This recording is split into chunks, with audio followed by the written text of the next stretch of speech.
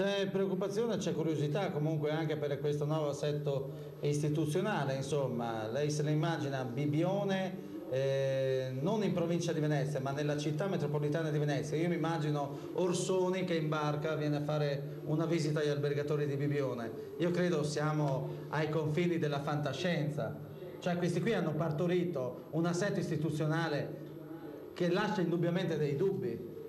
No, io credo invece che la situazione non sia molto ben conosciuta, molte persone danno dei giudizi su una cosa che ancora non è chiarissima. E quindi ci sono dei dubbi. Ma non è certo quello che oggi può sembrare, che la città metropolitana corrisponde al fatto di diventare sudditi di Venezia, che è il motivo che fa scatenare le idee più diverse da parte di tutti i territori di periferia. Io penso invece che i territori di periferia, che hanno la maggioranza degli abitanti, in una giusta norma che deve essere non solamente già scritta ma ben chiarita e fatta conoscere ai più, è evidente che il centro non può mai essere più come una volta. Oggi le informazioni viaggiano e alla fine sarà opportuno pensare che quello che è il più bel marchio esistente oggi in Italia, cioè il brand Venezia, non venga considerato solo alla stregua di qualche piccolo campanile o qualche interesse particolare.